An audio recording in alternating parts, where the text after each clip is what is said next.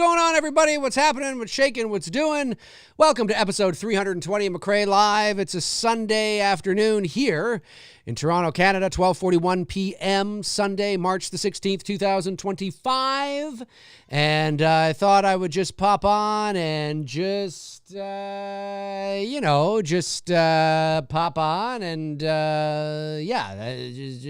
pop on and hang out. And see if anybody gives a flying rat's ass, ladies and gentlemen. See if anybody gives a flying rat's ass. Geeked Out Turtle Fan, Brandon Collins, Chester Franklin Jr., Matt Mara, Tabitha Short. Sean Sheridan says, welcome to McCrazy, level number 2. Sean Sheridan, I guess, is back as a level number 2. We'll see who rolls on in today and if anybody wants to hang out. I don't know, it's funny. I don't know what it is, there's certain topics that I think about talking about.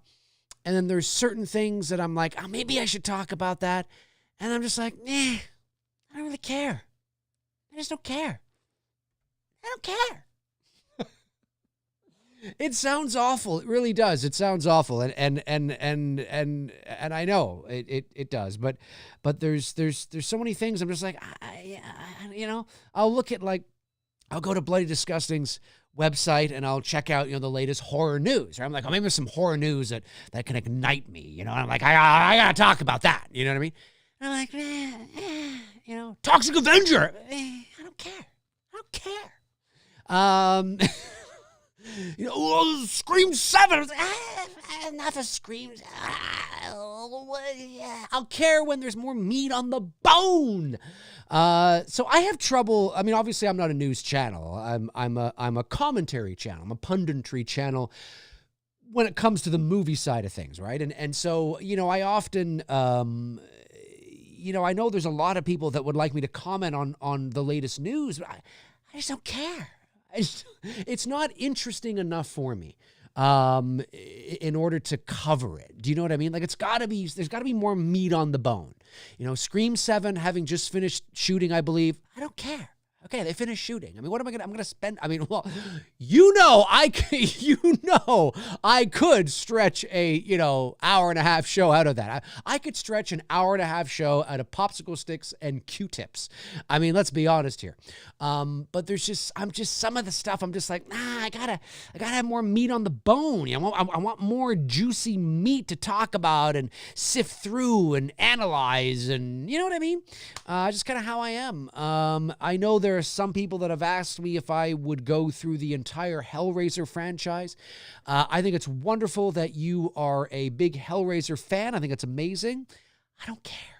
I just don't care. I'm not a Hellraiser fan. I'm not a fan. I mean, I like the first movie, but I don't care. I've seen the first one, maybe the second one. Haven't seen any of the others. I don't care. I just don't care. Pumpkinhead. I don't care. I just don't care. And I don't mean that in a pretentious way at all. I don't mean that like that at all. I just mean, there's certain things you care about. There's certain things, like for some of you, Black Christmas. I don't care. Dave's It's Me, Billy. I don't care. I just don't care. Oh, Dave's talking, it's me, Billy. I don't care. It's kind of like that. You don't mean any disrespect by it. You're just like, I don't care. It's just that kind of thing. Yeah, I get you. I understand. I don't care. So that should be really right. I don't care. If I was a news channel, if I was a movie review channel, well then I'd have to talk about it all, right? So, I know that these live shows, these sort of Q&As, hangouts don't get a lot of views, but that's okay. People are entitled to tune into what they want to tune into and tune into what they don't want to tune into. I totally respect that. I understand that. I'm here to hang out, and if anybody wants to tune in and hear what I have to say on whatever we talk about during the show, then that's great too. And then when something really gets me going, right? When something really gets me going, then I will do that, obviously. I'll do a show and I'll talk about it, but it's got to be something significant. It's got to be something significant. And unfortunately, like the other day I saw, I think it was a photo of Jennifer Love Hewitt. Well, I don't know if it was her, but she posted the photo on her Instagram because I follow her on Instagram. And I saw that she posted a photo of, I don't know if it was her or if it was the second AC, because it's usually the second AC that does the slating. Although technically anybody could do it, I guess, if the second AC was unavailable. But nonetheless, so I don't know if it was her that was holding it just for a photo or if it was the second AC. I don't know who it was. Anyway, she posted it. Of course, it's the slate board, right? With the I know what you did last summer and all that, whatever. And I had a few people, Dave, did you see the photo? Oh my God, Dave, oh my God. I'm just like, I could do a 90-minute video on that. But I'm just like, I don't care. It doesn't mean anything. It's just, okay. It's just, I want like meat, baby, meat. That's how I roll. But that's all right. That's all right. It happens. Just get the super chat here from Josh McKenna. Would you rather Port Robinson Road be theatrically or streaming? Are you leaning towards one way or another in terms of where audience can watch? No, I don't. I mean, it's not really up to me per se. I mean, it would all depend on where the money comes from. And like if the money is independently financed, whether it's a combination of crowdfunding and film grants and angel investors and maybe an independent production, who knows? Like if it comes from many sources and it's independently financed, then it would probably play the festival circuit, right? Is what you would probably do. And then it would get picked up from there, or it could potentially get picked up from there. Maybe it plays at South by Southwest, right? Which just had their big thing. And maybe, I don't know, A24 is there. And they're like, oh, I really like this movie. We should pick it up, and distribute it. And then they distribute it in theaters. Or Netflix is there. And they're like, oh, I really like this movie. It depends, right? Like if it's independent, it could go anywhere. If it's produced by a studio, then it is more likely the studio's intent to possibly theatrically release it, but it would depend on how much they want to spend on marketing. Do they think they're going to make their money back if they like what's the cost to market it? How much of the movie's already been made, so if it's picked up by a studio, they don't have to come up with the funds to make the movie. They just have to market it. And do they think they can make their money back, in theaters? Do they think it's viable? Do they think it's going to make money? If it only costs $5 million to market and the movie's already been shot, or $10 million to market, and they really feel that if we push something behind this, we can make, $40 or $50 million, well, then maybe they might do that. But I don't really know. Like, to me, I don't really care, to be honest with you. I mean, it would be really cool. I shouldn't say I don't care. I mean, obviously, I am a huge proponent of the theatrical experience. I think movies in the movie theater are the best ways to watch any movie, any genre. But at the end of the day, I think for my first feature, I think if, Amazon or Netflix or, wherever, I mean, if they showed great interest in it and wanted to push it, that would be amazing, right? You know what I mean? But yeah, having it released in the movie theaters would be pretty darn cool. But I don't have a say. Like, it's not really up to me. You know what I mean? I know that's not what you're technically asking, but I guess all things considered, I would say I'd love it to be, in the movie theater. I think that would be amazing, right? That'd be cool. Matthew Farisi, at least Damien Leone is ending things with Terrifier 4. Well, we'll see. I have respect for him wanting to end things without making 20 films. As a fellow horror fan, he knows what happens when things go on too long. Well, he's saying the right things. He wants to end it with 4. But we'll see. Right? We'll see. Maybe, hang on one second here. I realize that my audio is a little low. 1 second. I want to... It probably sounds fine to you, but I notice that it's a little low. So let me just bump that up a bit.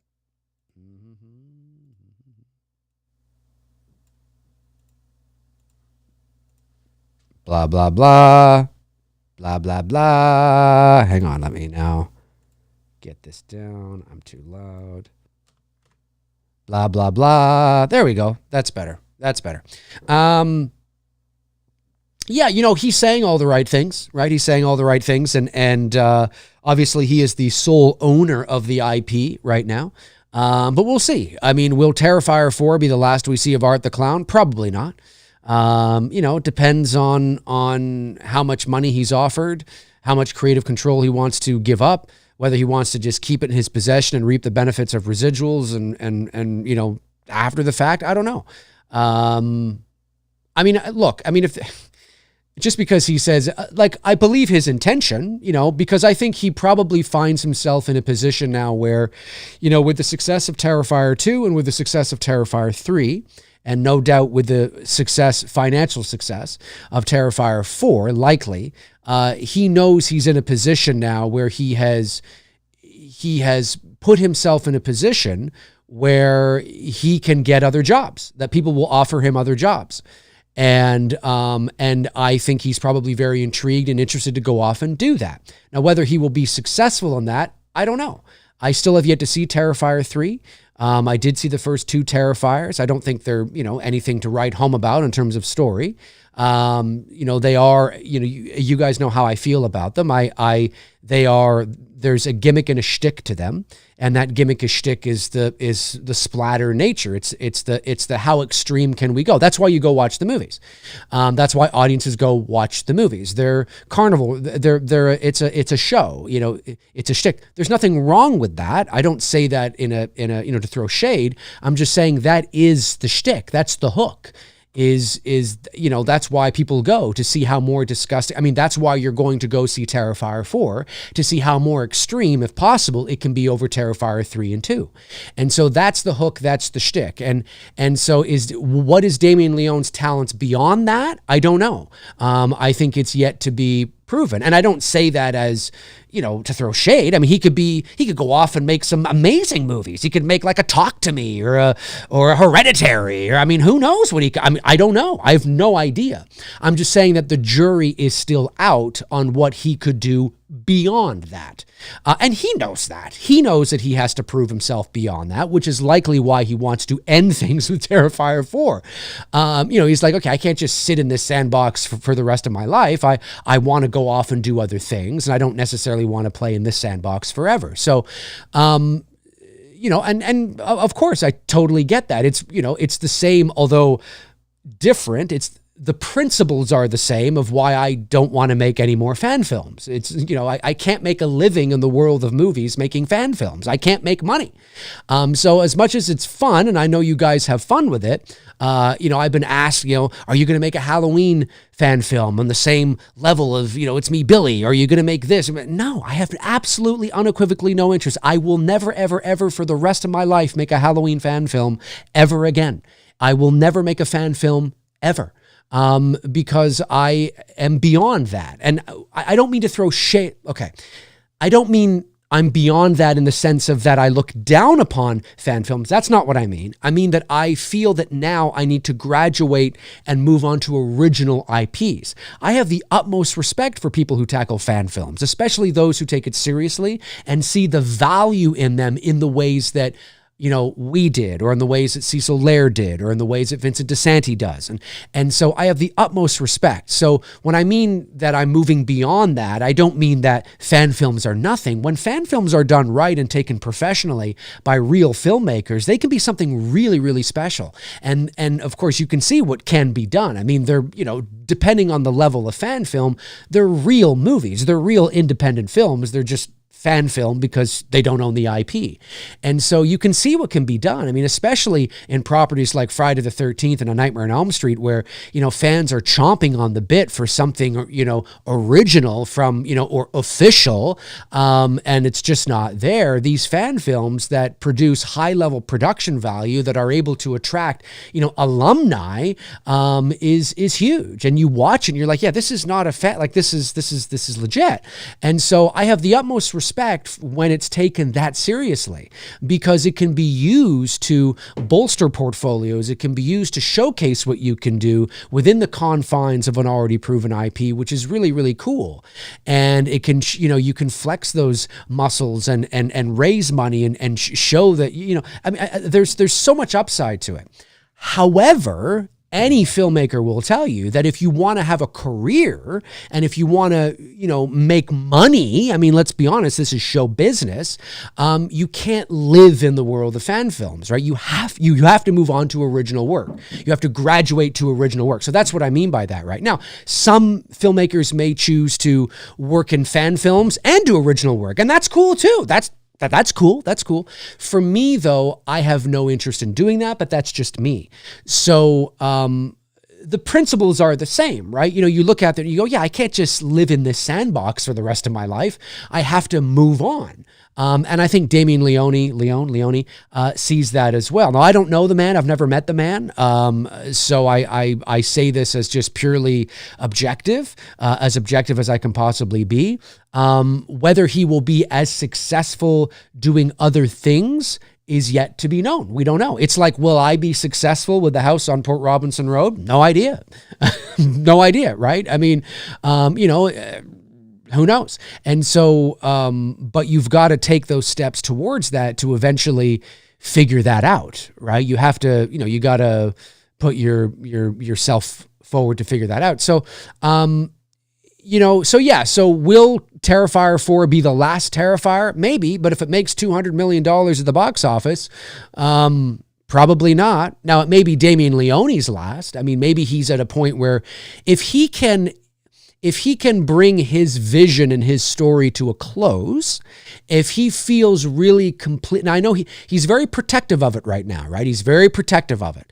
And he's sort of the Don Mancini of the Terrifier franchise. He's very, very protective of his character and what he's created, and so he should be. But if he can bring his story to a close, his vision to a close, and truly feel complete, like he's left it all out on the table, there's nothing more that he needs to tell or that he feels he's left on the table or unanswered, or maybe I should have done this. God, maybe I should do Terrifier 5 because then I could wrap up. No, if he really does leave it all on the table with Terrifier 4, he might feel, and it's a huge success, maybe he's like, you know what? Yeah, maybe I will work out a deal where Terrifier does live on, but not from me. So maybe there is a Terrifier 5, but it isn't directed by Damien Leone, but he's a producer, maybe a name only, who knows? Kind of what like James Wan has done with the Conjuring and Insidious franchises. And so, it's possible that you could see that, right? I mean, even Don Mancini, I don't think, did he direct every Child's Play movie? Did he? Maybe he did. Maybe he really is. I'm not sure. But certainly that could happen as well. I mean, look what Carpenter's done, right? I mean, it all depends on how he feels at the end of 4. Does he feel like he's left it all out on the table, and that if Terrifier 5 and 6 and 7 are dog shit, hey man, I didn't direct those. I didn't write those. I had nothing to do with it. You know what I mean? I mean, maybe he would feel okay with that, or maybe not. Maybe he'll retain the rights solely and really truly end it. And then if he ever feels to come back with I don't believe that this will be the last Art the Clown film, just because it's show business, right? And so, that's the way it works. But yeah, it's interesting though. Very interesting indeed. Evil Alex says, what's the way you want to make and release House on Port Robinson Road? Indiegogo, YouTube, Netflix, Prime? Oh, well, I was just asked that. No, it wouldn't be YouTube. I mean, this is not a movie that I would release on YouTube. This would be a movie that if I was able to raise enough money and make the movie, and I had sole possession of the movie, I would seek official channels for distribution. So I wouldn't just release it for free on YouTube, although you could release it on YouTube under under a PVOD, so that's possible. But I would seek distribution. I would probably, if I felt really confident in the movie and I really liked the film, and I feel that I feel really good about it as the writer, as the director, as the creator. I feel really good, like I have something special here. If I had soul, I would probably then play the festival circuit. I would probably submit it to TIFF. I would submit it to South by Southwest, maybe Sundance. I'd want to play the festival circuit and see what kind of buzz, if any, that I could generate. And maybe it generates a lot of buzz and it gets a lot of people, people talking about it, or maybe not. Maybe it doesn't connect. Maybe it plays and it plays well and people liked it, but that's kind of it, and then maybe it just ends up on, Prime or whatever the case is, right? I don't know, but it's still too early to tell those things. But yeah, I would.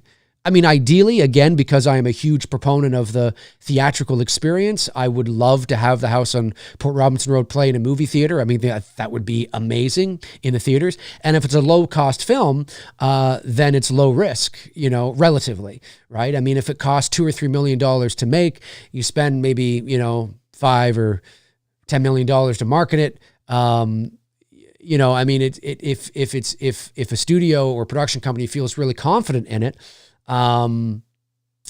then, you might be able to make, who knows, 40, 50, and it doesn't have to be a gigantic success, right? Like, I mean, it doesn't have to, if you spend $2 million to make it or $3 million to make it, $10 million to market it, and it ends up making 30 or 40 million, that's probably a win. And then it goes to PVOD as well, and people are going to rent it and, potentially physical media. I mean, it's still going to continue to make money afterwards. How much, who knows? But I still think that's likely I mean, obviously everybody wants to make as much money as possible, but you also have to have realistic expectations, right? The house on Port Robinson Road, depending on how it's marketed, is unlikely to be $100 million movie, but you get somebody behind it who really believes in it and thinks that it's really awesome, and you market the crap out of that thing, you could make a lot of money. So, it all depends. It all depends. Again, I mean, I don't know. In an ideal situation, I'd love to have it theatrically released. I think that would be really cool. You never know. You never know. Member chat comes in from James McMillan. Thank you. Been a member for 6 months. Says, I love your videos and live streams. Your Halloween fan film are how I find your YouTube channel. Thank you. Keep up the amazing work. You are a great filmmaker. Keep it up. Well, thank you, James. I appreciate that. Thank you. Thank you. Thank you. Let me see here. Davey Deathray. What's going on, Davey? Great to see you here. Brandon Collins says Leone might reach a point where he decides to see what a bigger budget horror film is like. If that backfires on him, it would be a setback. It would be. It's possible that he may try a bigger budgeted film. He's likely to do that. And he's put himself in a position where I think a studio would take a risk on him. And I don't just mean, Cineverse and Bloody Disgusting. I mean like a Paramount or a Blumhouse. I think they would take that risk because of the money that Terrifier has made. But it'll be interesting to see what he's able to do.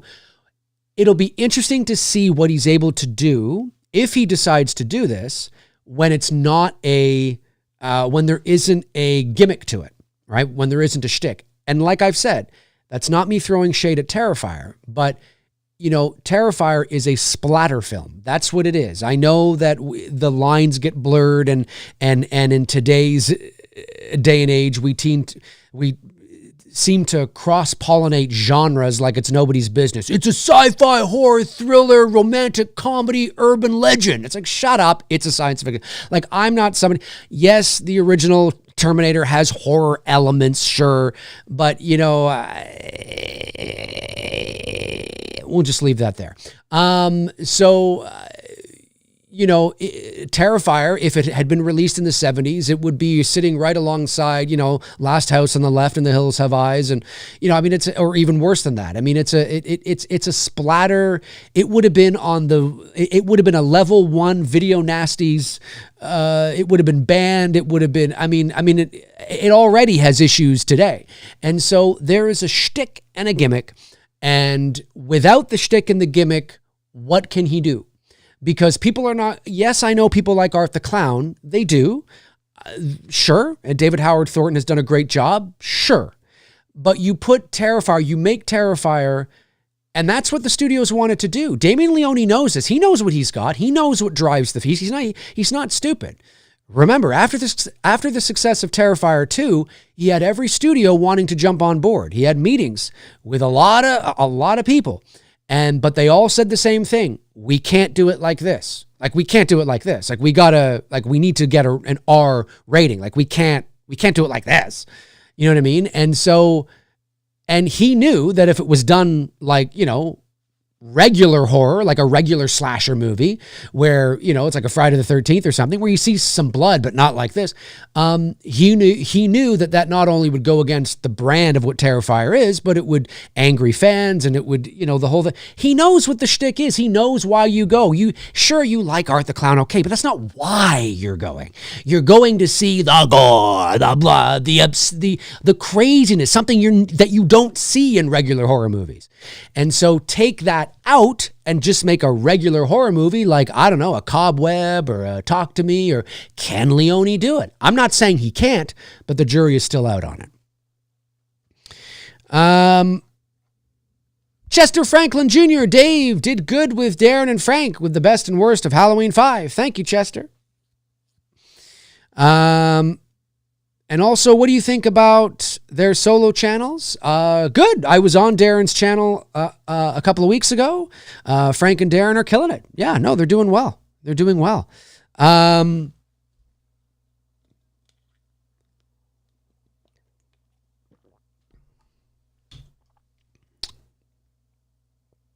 Max Powell says, do you think horror movies' baddies villains should win sometimes? Or do you think they should always be defeated in a movie no matter what story? No, I think they should win. I mean, every time there's a cliffhanger, that usually is the baddie. I mean, I think the bad guys always win. If you think about it. I mean, they may not win the battle, but they always win the wars. I mean, every horror movie ends with a cliffhanger. Every slasher movie, every Friday the 13th movie, every Halloween movie. Every Elm Street movie, oh, we did it. We won. Not yet. It's like, fuck. Like, they kind of always win. I know what you mean, though. You mean like a definitive win. Like, the final girl who you're following actually gets killed. Like if we're following, say we're watching, A Nightmare on Elm Street and we're watching and Nancy survived. All of a sudden, Nancy's killed. And Freddy's just left there going, ah. You know what I mean? Yeah, why not? Do it. Do it up. Rob Thidoff says, Dave, I've been recovering from kidney stone. All right. I have had all week. Well, I hope you're feeling better. Rob, the most god-awful physical pain I've ever had. What is the most painful physical experience? I have no idea, Rob. Maybe a hockey injury? I have no idea. I don't know. I have no idea. Maybe a hockey injury. I hope you feel better, Rob. I hope you feel better. Okay, have I missed any? No, I don't think I have. I just want to make sure I haven't missed any member chats or super chats. No. Oh, wait. No. Okay, good. Just want to make sure. Hit that thumbs up button, folks. Hit that thumbs up button as well. There's 90 of you in here. Hit that thumbs up button. It helps the channel, even with these little Q&A streams. Logan Reynolds. Dave, any high hopes for the next Conjuring film? Nope. They've promised some wild effects. Don't care about it. I hope they don't overhype and actually deliver something better than the third film. I hope they don't overhype and actually do deliver something better than the third film. Yeah, well, listen, it's the same guy that's directing, the same guy that directed the third film, I believe is directing this fourth and final film. No, I'm not really excited about it because I didn't particularly like the third film. And, one of the reasons why is because it just was a pedestrian, formulaic horror film. That doesn't mean there weren't some good moments in it, but they peaked too soon. It just like the first 5 minutes of that movie was wild. And I just don't. Yeah, it's just not, I love the first Conjuring. I like the second one. But I think once James Wan is out of the directing chair, the director, and maybe it's because of the studio, maybe it's the notes that they offer, I'm not sure. But it's just, they lose something. They just lose it. It just doesn't have that. It's just formulaic. All these horror movies are formulaic, and so, no, I don't care about The Conjuring 4. I really don't. I mean, I hope it's good. I really do. And I hope it feels more like the first Conjuring. But if it's anything like the third one, then I just don't care. I just don't care, unfortunately, because I do like the first Conjuring film a lot. Let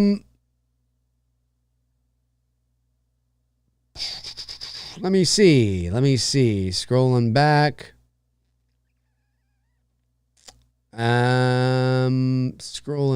See if I see anything. Mancini has only directed from Seed on. Thank you, Scared Straight Productions. Well, there you go. Maybe Damien Leone, maybe there will be a Terrifier 5 and they'll hand it off to somebody else.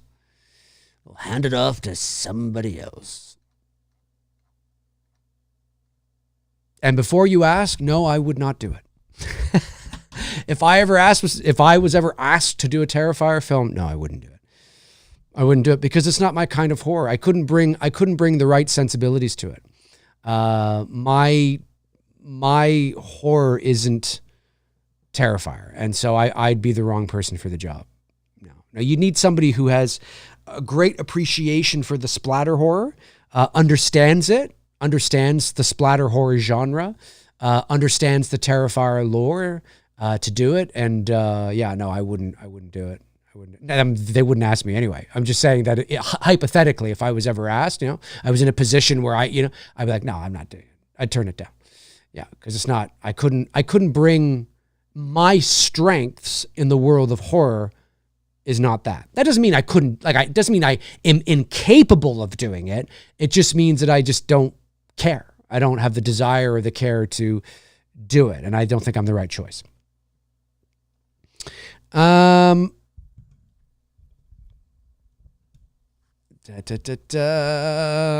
me see. Oh, by the way, still letting people know there are 3 spots still available for my voiceover workshop right here. My voiceover workshop, still 3 spots available for my voiceover workshop, folks, that I'm holding on Sunday, March the 23rd. It's $150 USD from 12 to 4 p.m. over Zoom. Don't worry, you can take a break, you can snack. We're going to talk about agents and managers and unions and radio and television commercials, movie trailers, network promos, voiceover demos, animation, narration. We're going to talk about all of it. It's a voiceover 101 workshop for anybody who is an aspiring voice actor or who wants to know more about this side of show business. Again, if you're interested, email me at the email on the screen there, davemcraeofficial@gmail.com. That's davemcraeofficial@gmail.com. Serious inquiries only. Let me know you're interested. Payment can be made to me via PayPal. So if that interests you, I ran this voiceover workshop a couple years ago. It was a big success. A lot of people loved it. I've already got a bunch of people signed up already, but I don't want to have too many people because, having I want to have about maybe 8 to 10 people, which would be great. So there's still 3 spots available. So if you want to get on board, email me at davemcraeofficial@gmail.com and learn from me. For those of you that may not know, I am a professional voice actor, been doing this for over 20 years, and I will teach you all about the world of voice acting. Again, movie trailers, network promos, radio and television commercials, IVRs, which is interactive voice response, narration, animation, unions, SAG-AFTRA, ACTRA. We're going to talk about demos. We're going to talk about managers and publicists and agents. What's the difference? Do you need all 3? Do you need just one? Do you need any? We're going to talk AI. We'll talk about AI. How will AI affect the voiceover industry? How is it affecting the voiceover industry right now? Am I going to be out of a job next year because of AI? We're going to talk about all of it. A complete breakdown of the world of professional voiceover and voice acting. Voiceover 101. Sunday, March 23rd. So a week today, Sunday, March 23rd, 2025, 12 to 4 p.m. Eastern Standard Time, over Zoom. Again, it's about 4 hours. We may not go that long, but I like to have that block booked just in case. But again, very informal. You can have a snack, you can eat a sandwich, you can excuse yourself to go to the bathroom. It's totally okay. Or bring a pee bottle and just pee in the bottle. Who knows? But we did it again, a couple years ago. It was a lot of fun.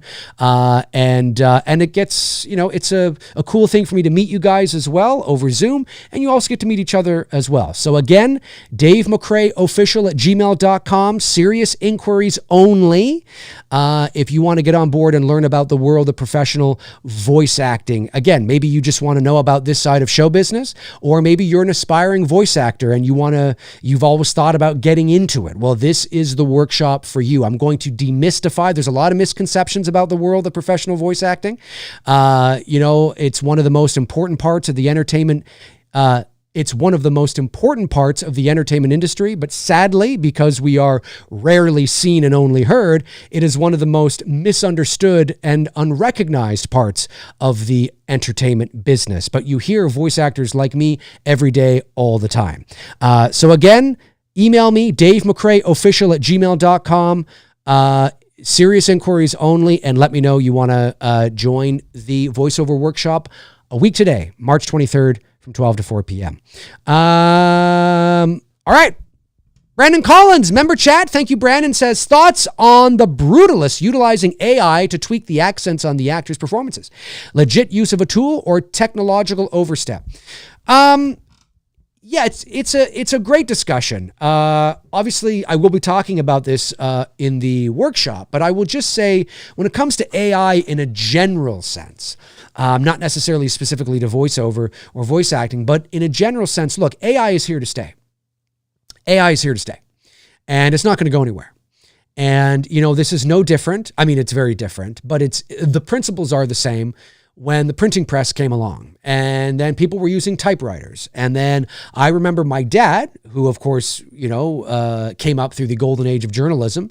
My dad wrote all the time. All the articles my dad wrote through the 1960s, through the 1970s, were all on a typewriter. That's what everybody wrote. I mean, my dad was that classic, journalist sitting in the smoke-filled newspaper room, typing on the typewriter. And, that's and then of course the 80s came along and laptops came along. And the transition to laptop, what is this computer? And people have been adverse to technology and all this kind of stuff. And people shunned laptops and computers and all that. And then now, of course, who the hell's typing on a typewriter? Nobody's typing on a typewriter. And those kind of technological transitions and advancements have been around for years and will continue to do so. Now, AI is very powerful, and the principles are the same, but it's a very powerful technological advancement. And I would say, but it's here to stay. And that's why I totally support, obviously, what SAG-AFTRA was doing in the US and what ACTRA was doing here in Canada. ACTRA is the Alliance of Canadian Television Radio Artists. It is the Canadian equivalent of SAG-AFTRA in the US. And obviously, I support the provisions that they want to put in place, the rules and regulations around protecting performers and actors and all that kind of stuff. And so, but it is a tool. It's a tool. And as long as it is, like, for example, this is just a pure example.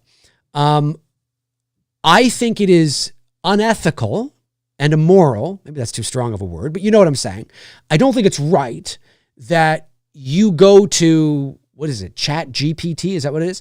You go to Chat GPT and you say, Chat GPT, write me a 90-page script about a serial killer, whatever it is, right? And Chat GPT does it, and then you take that and you use it as your own by, Dave McRae or by Bob Johnson, and you pitch it as yours, like you wrote it, you came up with the idea. It's all you, baby. It's all you. No, I think that's bullshit. That's wrong. That's wrong.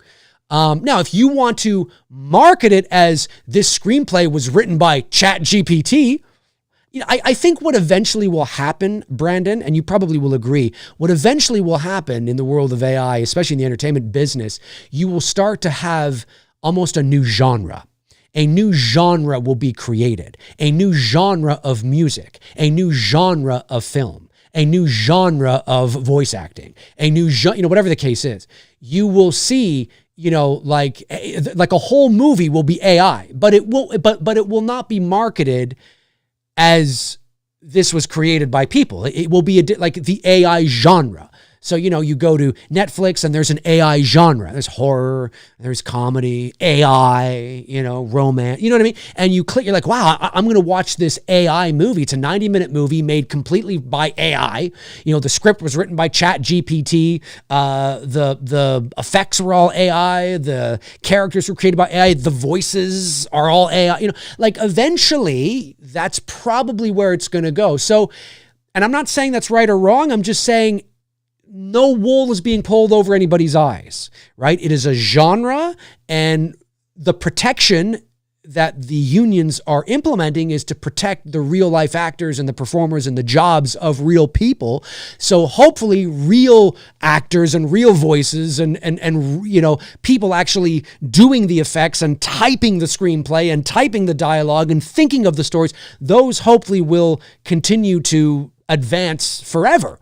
But then there's an AI genre that's just over here.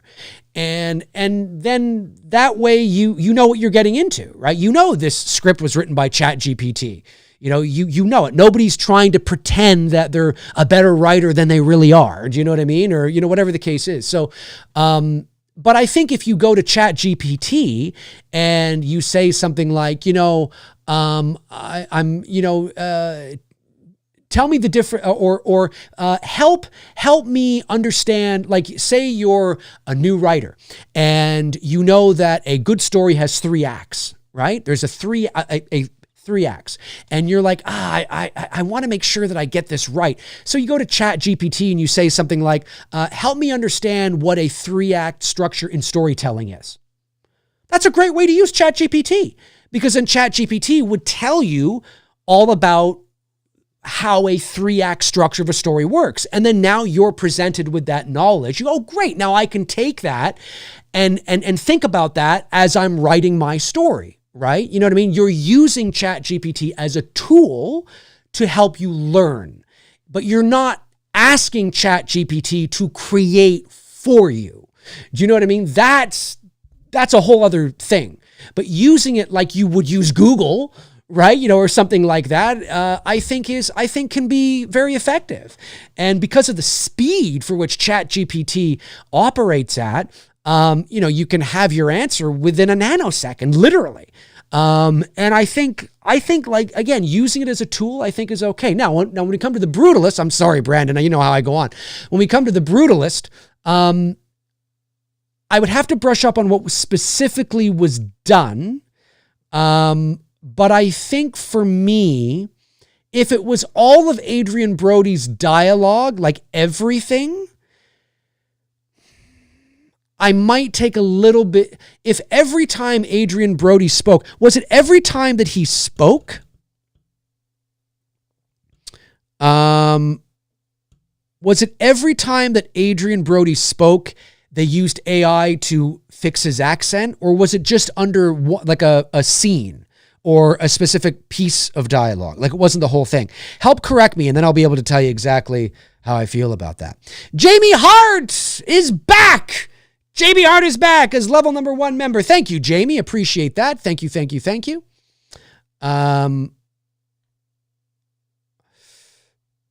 Yeah. Aaron Click says, I don't know why anyone would be interested in AI genre. I want to see what real people create, but that's me personally. Totally. I'm right there. But I think people would tune in because out of interest, out of curiosity. I think they'd go, holy fuck, this entire thing. This script was written by ChatGPT. The actors are not real. The voices on the actors are not real. The set isn't real. That car isn't real. These effects aren't real. It was directed by an AI director. The music isn't real. I think I would tune in. You damn fucking right I would tune in. I'd be like, oh, I'm going to watch this movie. I want to see this. Now, would it have staying power as a successful, long and thriving genre? I don't know. I don't know about that. But it wouldn't surprise me if at least in the short term, we see something of an AI genre in music. But the trick would be then that the voices cannot be, like if it's music, an AI genre music, you can't, unless you're willing to pay millions of dollars, you can't use already current voices, which is tricky because an AI voice might be created, but it's based on the voices we already know, and it's a whole thing. That's why protection and rules and regulations around AI now is so incredibly important. But yeah, excuse me. I don't believe so. They used it to tweak the accents when they were speaking Hungarian. Okay, so I haven't seen The Brutalist, so I would need to know how often it was used. For example, if it's one thing, right? If there was, Adrian Brody did his work, he worked with a dialect coach and he did the best he could to sound Hungarian. And I haven't seen the movie, but let's just say for the most part, sounds pretty good. Sure, maybe to an authentic Hungarian, they might be like, yeah, it's a little off, but you know what? It's okay. It's not horrible. And I understand that you want to be as authentic as you possibly can. If there's then I think you just leave it.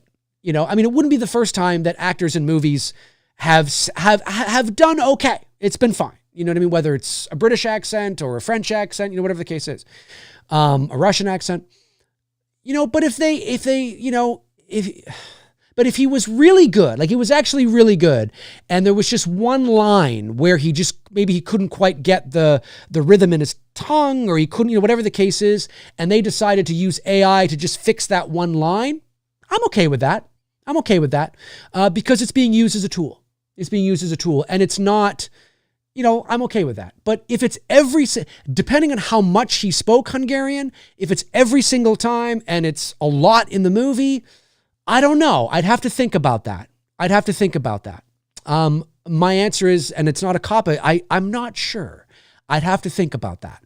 Again, it has to be used as a tool. I don't believe, I hope that filmmakers out there are not asking ChatGPT to write them a script, and then that filmmaker is trying to pass that script off as their own. That I don't agree with. There's nothing wrong with asking ChatGPT, help me understand what 3 acts are. Help me understand what the hero's journey is. Help me, that's great, because you're still then going off to create, right? Using it or maybe you ask ChatGPT, can you proofread my synopsis here for grammar and spelling or something. I don't know. But there's also Grammarly, and there's all these other sites you can do as well. But something like that. And then they might say, oh yeah, you should put a comma here because, you need a comma there because it's grammatically correct if you don't. You're like, oh yeah, that's a good point. So you put a comma. Little things like that. That's not a big deal. Or maybe they suggest a word that's better or something. You're like, oh, actually, that is a better word. It's all about intention as well, right? And so if it's not fundamentally changed, it's not rewriting it. It's just, proofreading it. And I'm not talking about a script. I'm talking about a synopsis or something. Then okay, that's not bad, because it's no different than putting it into Grammarly, or something like that. And you're using it as a tool to make sure that everything is spelled right, or you use the right word, or maybe it picks up that you used the same word too close to each other, because that sometimes happens, right? We sometimes do that. Again, a tool like that, it's fine. But the synopsis itself, ChatGPT didn't create that synopsis. They didn't write that synopsis. They're just helping you polish it or something. Maybe that's okay because it's being used as a tool. But you don't ask ChatGPT to write a script and then write a synopsis from that script and then write a log line from that script and then write a treatment from that script, and then you pass it off as that you wrote it, that you came up with the ideas, that you wrote that text. No, that's wrong. That's wrong. You can't do that. You can't, because it's bullshit. It's a blatant lie. You didn't write anything. This isn't your idea at all. I mean, if you ask ChatGPT to critique your synopsis, it might suggest a different word that sounds better, and you might go, oh, you know what, that does sound better. But it isn't changing what you've written, right? Or it asks you to put a comma there, or you forgot a period here, and you're like, oh my God, I did forget a period. It's just proofreading. It's not rewriting what you've written necessarily, and changing the fundamental foundation of the whole thing. That's different. So that's like using it as a tool in that way. And there are other websites that you can use to do that with, just not ChatGPT. But I think if somebody was to use ChatGPT in that way, I think is okay. Because you're using it as a tool. You're not asking the program and the AI to create for you. Do you know what I mean? That's different. Because there's a lot of people, there's a lot of kids, a lot of students that are like, I need to write a 300, that's not that long. I need to write a 3,000 page essay on the Declaration of Independence and why it was so important. Oh my God, I don't know what to do. And you know damn well that they just go, ChatGPT, can you write me a 3,000 page essay on the Declaration of Independence? And it does it, and then they hand that in. Now, I don't know how wise teachers are becoming today or professors are becoming today, but that's a very different thing than to ask ChatGPT, hey, can you suggest a different word here? I'm having trouble with this one word. Or can you, see if I need any commas anywhere? That's different. That's different because it's still your work. Do you know what I mean? Fuck, man. I'm just thinking back to when I was in high school, and if we had chat, oh my God, you need to write a 9 million page book report. Okay, ChatGPT, can you write me a 9? Oh my God, like it's crazy. So yeah, I don't know. I don't know. It's an interesting topic. It's a fiery topic. But I am not vehemently against it at all costs. I think as long as it's used as a tool and a tool only that does not create the work for you, right? So it doesn't, like, the ideas are yours. It's your creation. You're just using it as a tool to spell check or to suggest a word or, to polish that sentence or something, whatever the case is. That's okay. Like, that's fine. But it's still your work. It's still your work, your ideas, your intention. But to pass something you never wrote and you never came up with as yours, I think that's wrong. I think that's wrong. For sure. For sure. Anyway, boy, I'm going off on a tangent.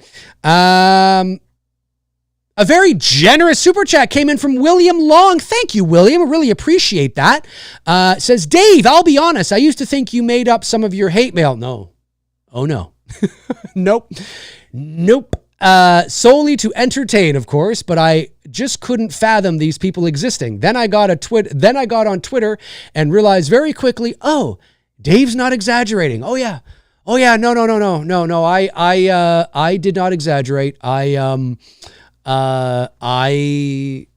those are all real. Every hate mail video I ever did, and I've done, how many have I done now? Like 6 of them, 7 of them, whatever. They're all messages. Now, the very first hate mail video I did, 5 or 6 years ago, it was a genuine hate mail video. Like, it was, most of it, or if not all of it, were people that were like mocking me or making fun of me. But ironically enough, ever since that very first video, the hate mail has gone down. I thought it would just open the door to like fake hate mail and all this. It's really gone down. I guess these people didn't really like seeing themselves get called out, even though I never mentioned who they were. And then the hate mail, I still would get hate mail, but it would be more just like weird messages or stuff that doesn't make any sense. And then they would maybe throw low-key shade my way or something. But yeah, no, it's all real. It's all real. All of it was real. All of it was real. And and as I've said to people, if you don't believe me, just start a YouTube channel, gain a bit of a following, and you too will receive this nonsense and garbage. Like, it's just, people have just way too much time on their hands. Oh yeah, it's pretty crazy. It's pretty crazy. But Twitter is it's just a cesspool of garbage. I mean, I hardly post on there anymore. I've thought about leaving X, but I haven't, because I still have over or nearly 5,000 followers on there. So, I still think it can be used as a valuable tool.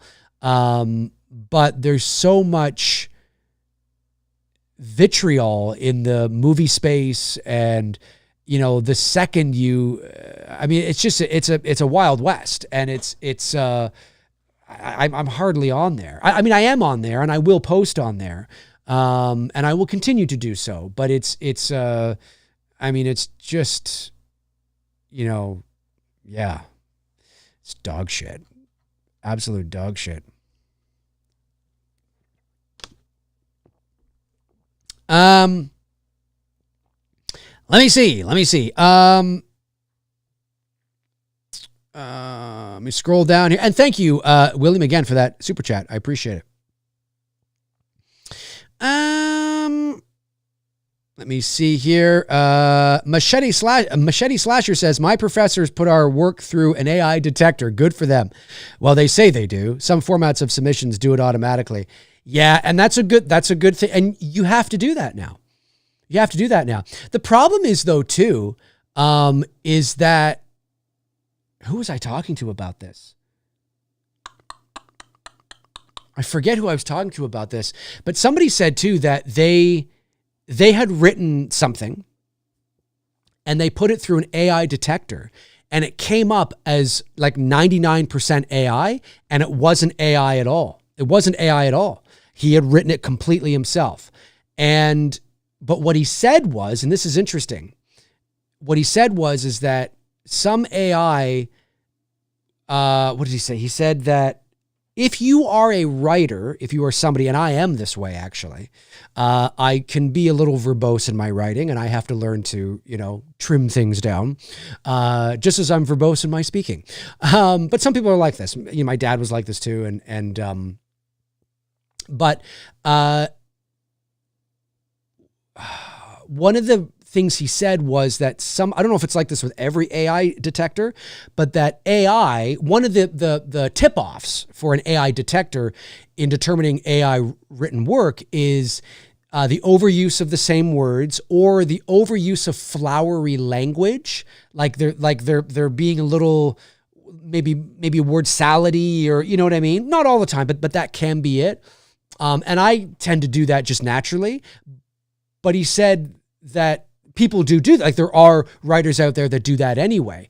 But that's one of the things. So if you're somebody that tends to be, a charismatic writer, which I am, depending on what I'm talking about, you can put it through an AI detector, and the AI detector may pick it up as AI, and it's not.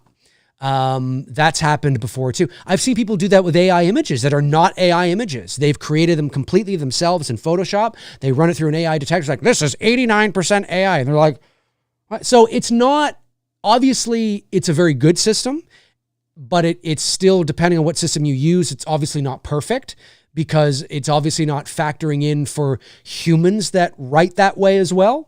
And so that's something to keep in mind. But yeah, I forget who this was I was talking to.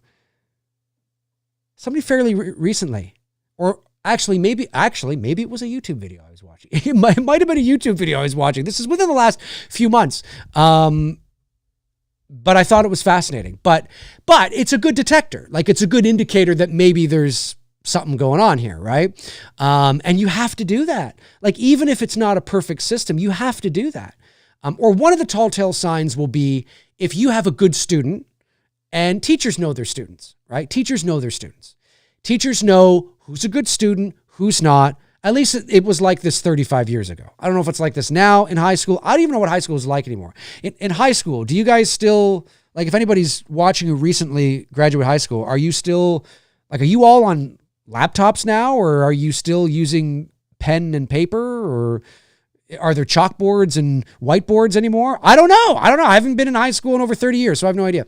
Or not over 30 years. It's been 25, 26 years, 27 years since I've been in high school. But you would have to do that. But teachers know their students. They know their students. They know their professors. The professors know that, well, high school teachers would know their students more and better than professors would. But if you have like a bunch of really good students who've always been good, then chances are they probably wrote this themselves. If you have a class clown, and I was a class clown, I was an okay student. I was a B. I was a B student. I graduated high school with, a B average. I wasn't amazing. But I was a class clown. And I can tell you, if I had turned in a 3,000-page essay on the Declaration of Independence, which would have been weird anyway because I'm in Canada, but you know what I'm saying. But if I had turned in that, my teachers would have been like, okay, who helped you? What American grandfather helped you with this? What American uncle helped you? You know what I'm saying? It would have been weird for Dave McRae to turn that in. And so I'm sure that there are some, class clowns, and not that you can't be a class clown and a good student, but, people that don't do their homework and that don't send, I'm sure that now they're starting to hand shit in and it's starting to be amazing. I'm sure that they move to the front of the line in terms of suspicious activity. Whereas if, little Bobby, who's always handed in great work and whatever, chances are it's probably Bobby's work. You know what I mean? It's the class clowns and the D plus students that all of a sudden are handing in A plus work that you got to look at and be like, this little weird, just a little weird. So I'm glad it exists. Let me see here. Let me see. Just want to make sure I haven't missed any superior chats. No, I have not. Okay, I got the 2 super chats. Member chats. Mentioned Jamie Hart was a new member. That's great. Awesome. Let me scroll down here. Fliximetry. Tim, what's going on, my man? Says, I had to type my papers in high school. You haven't lived until you've had to use liquid whiteout to fix typos. Oh, I use liquid whiteout. I remember doing that. Yep, I remember doing that. We didn't do it with typing, but certainly... I was in elementary school in the 80s and I was in high school in the 90s. So, obviously we weren't typing on typewriters. I guess if had I been in high school in the 80s, yes, definitely I would have typed on a typewriter. Elementary school, I don't think we were using typewriters. But I remember being in elementary school, grade 5, 6, and having a, pencil case, and having whiteout in there because you would use pens for certain work and you would use whiteout. I remember using it all the time. Hey, do you have any whiteout? Can I borrow your whiteout? Do you have any whiteout? Can I borrow your whiteout? Oh, that was a common thing through the 80s and the 90s. Now, no, you're right. Now, kids probably don't know what the hell that is. Whiteout, what the hell is that shit? But yeah, that was, and there was always that joke, oh, you're getting high off whiteout, man. But no, you're right. I can imagine that it's very different, very different. I can't even imagine today, like even, just like phones and social media and how different it would be today. Oh my God. So different.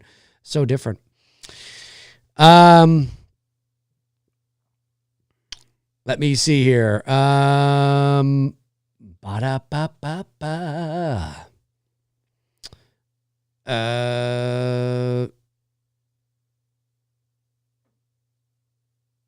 Evil Alex says, I could see AI being used as a tool to create in-house films to show a studio how a final product would look for a pre-production and to sell a script. Yeah, I think that's true. I think, I'm not somebody that's vehemently against AI as a tool. And there are some people that are against it for everything. I'm not one of those people. I think, but again, it depends on how you're using it and what your intention is, right? You use it to proofread something and it helps fix your synopsis with a couple of commas and maybe a suggestion of, a better word to use or something. That's fine, because the intention is still, that's no different than asking, your friend who's a proofreader. So, where it becomes problematic for me anyway, as an artist, is changing the intention, changing the story, changing everything you've written, or asking ChatGPT to write you a movie and then pretending it's yours. That's not good. That's not good, you know. But yeah, proofreading something and helping you to pick up some spelling mistakes or something. I mean, whatever. I mean, that's not, you know, or again, like I said, I want to write a film, but I don't know about the 3-act structure. How does that work? Well, you ask ChatGPT, tell me how the 3 acts work. And it tells you, and you're like, great. Now I know. There's nothing wrong with that. It's not telling you, you know, your story will still be your own. Right. I'm trying to think of this word. This sentence feels weird to me. Can you help me think of another word? You know, now you could do it on your own on Google. I get it. I'm just saying that if you chose to use ChatGPT for something like that, that's not a big deal. You know, I mean, yeah, you could use Grammarly. You could just, you know, type in the word and then put synonym. Sure. You could do that. But if you did use ChatGPT to help you find synonym for, you know, another word, that's not a big deal. That's not a big deal. Like, it's still, the writing is still yours. The ideas are still yours. The intention is still you. It's all you. But getting the AI software to write something that you then take credit for, that's problematic. That's not right. That's not right. So yeah, you use it as a tool. It's a tool. Just like now how we use Google as a tool, or how we use Grammarly as a tool. You know, AI, you use it as a tool. You know, and as long as you use it as a tool, I think it's fine. Of course, I'm sure there's some people that would completely disagree with me. Josh Stevens says, welcome to McCrazy level. He doesn't say this. This is what it says. McCrazy level number 2. Amazing. Thank you, Josh. Appreciate that. That means you're going to be able to get in on this Friday is our next episode, or next Friday, this coming Friday, March the 18th, whatever it is. Can't remember now. 17th? No, no. March 21st, is our next episode of Horror Movie Nights. We're watching Fright Night from 1985. So, yeah, you'll be able, because you're part of level number 2, you'll be able to join us 7 p.m. Eastern time, Friday night. Fright Night. Ryan Osho says, I graduated in 2017. We had whiteboards as well. You graduated in 2017. Amazing. It's not that long ago. I was long graduated by then. Long graduated. Aaron Click says, is MySpace actually gone? It still existed a few years ago, albeit in largely a state of non-usage. I don't know. I never used MySpace. I never had a MySpace. Never had a MySpace.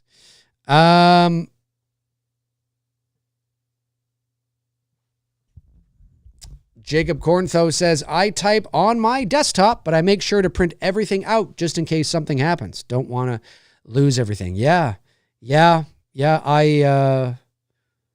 like a desktop better than a laptop. I'll be honest with you. I like desktop computers better. There's something about just desktops. I feel more in control. Yeah.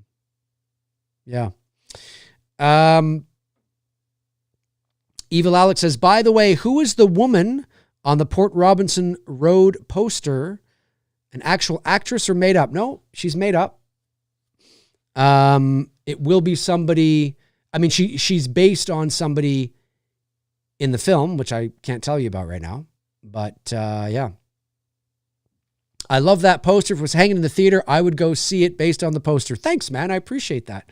Yeah, I like it too, obviously, or I wouldn't have made it. But yeah, I'm very happy with it. And I am, like I said, I'm fine tuning the script. The script is done, right? But you always go back and you go through it, and I call it tightening the screws, you know? So I'm doing that. I was doing that last night. I'll probably do it again today, just to go in and tighten some screws. And the tightening of the screws I've done, I believe, have made the film stronger, and the story stronger. And yeah, but the poster is supposed to obviously communicate intrigue, mystery, wonder, a sense of maturity, and yeah, a sense of maturity, mystery, wonder. who is she? What is she all about? What's she looking at? Why is she looking down? What are her emotions? I like old. It's an old school poster kind of. You know what I mean? Like well, that's not true. I mean, you still do kind of see posters like that today, but I like the elevated, mature vibe of it, which is intentional. Again, like I said, the house on Port Robinson Road is obviously it's inspired by true events from my second year of college. And it is for all intents and purposes, it's a haunted house horror movie, but it's much more than that. Much more than that. And so if I wanted to just really focus on the horror, you could have put the house on there. You could have put like crazy text and, floating heads of, cast members, all that kind of, I'm just like, I don't quite want to, I want there to be a bit of balance. I want the maturity to come through, the elevatedness, as we say today.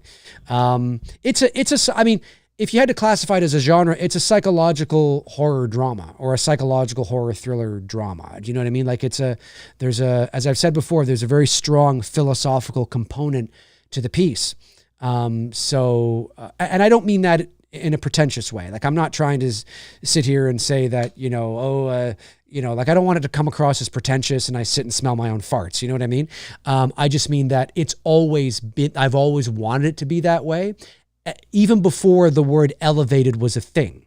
Do you know what I mean? Like I have, and I mean this, I have emails and I was interviewed for a newspaper like 20 something years ago in this small town. Actually might have been the Niagara area. I'm not sure. And in that article, I talk about, maturity and it's not your normal horror movie. And of course that's like 25-year-old me talking. So, I think about that interview now and I'm like, oh, I could do so much of a better job now. You know what I mean? Makes me cringe a little bit. But when I think about that interview and I think about the things I was talking about, I'm like, it hasn't wavered. Like it hasn't, like it always was going to be like that in my mind. Even when I was going through it, even back when I was in college and it was happening, I remember me and my friends and I remember this would make a great, and I remember thinking, oh, but it can't be like this. It can't be. I mean, what was a big horror movie at that time, right? I don't know. What were some, oh geez, I got 2000 horror movies. I don't know. What were 2000 horror movies at that time? Blair Witch, Book of Shadows, Jesus, look at these horror movies. I don't know. I think, or maybe I was, these are not that bad. I was probably comparing them to like 90s, whatever it was. But I remember even saying at that time that I don't want this to be, like it's not a slasher movie.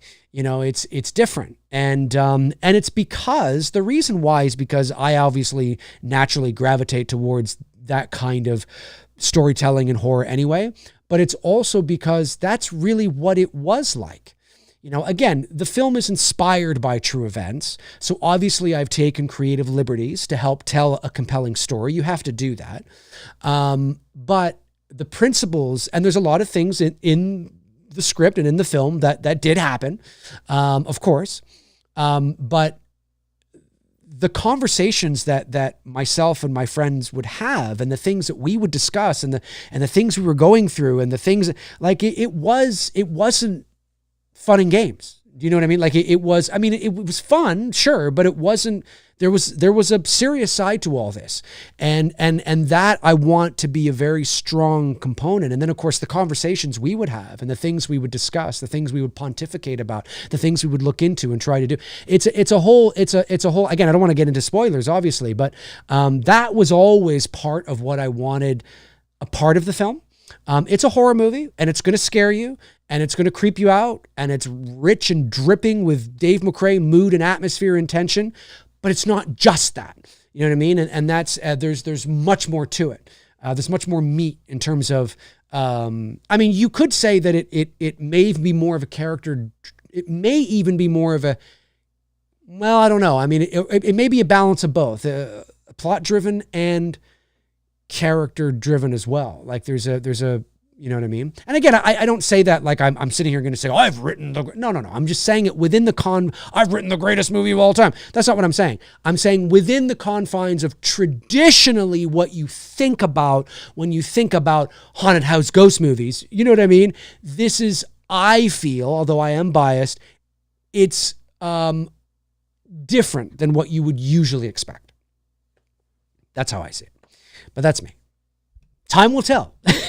Time will tell. Release the movie and maybe people like, no, this is shit. Well, you know, there's always going to be somebody out there. I mean, I have my haters already, right? So I could deliver The Godfather and there are people that do fucking shit. Why? Dave McRae. Fucking hate that Dave McRae. Shit. Dog shit. Dave McRae. That's what I think. I mean, this face on my thumbnail today, this face right here, that face right there is basically what I think of is living behind the keyboard when anybody ever is like, yo, Dave McRae, you fucking, is that face. That's what I think of. That's what I think of. It's that face right there. Right there, folks.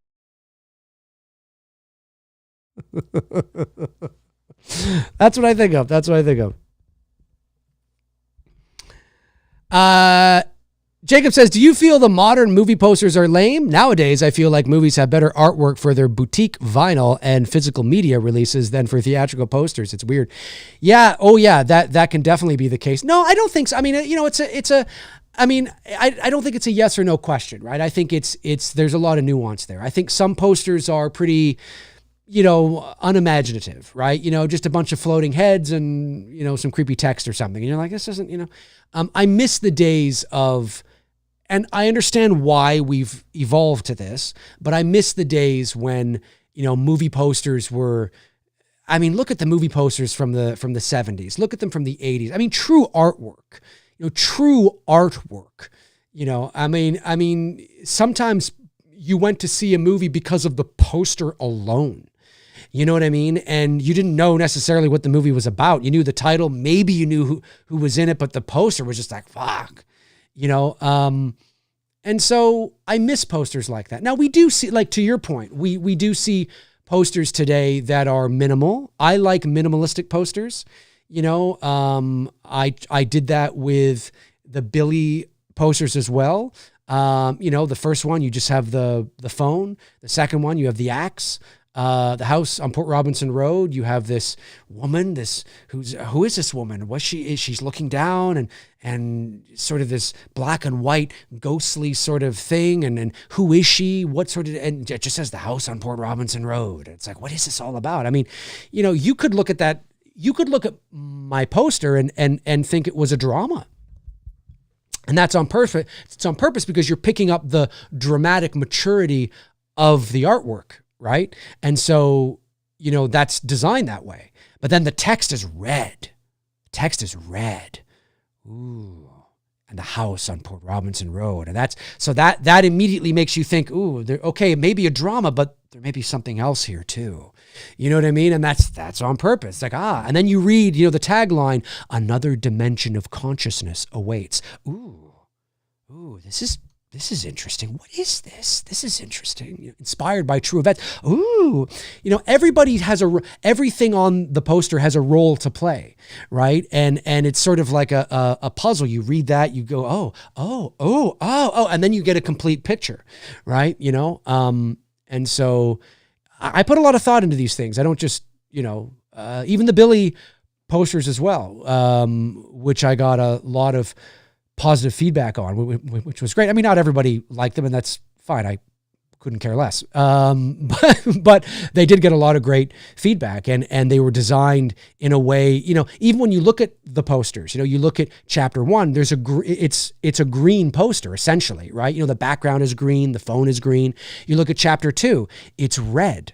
Right? Okay, well, you could look at that and go, well, that's because it's a darker piece. Sure, but what are the colors of Christmas? green and red. And if you're lucky enough to buy 2 of our posters, you put them on the wall beside, I know, Freddy Krueger, I know.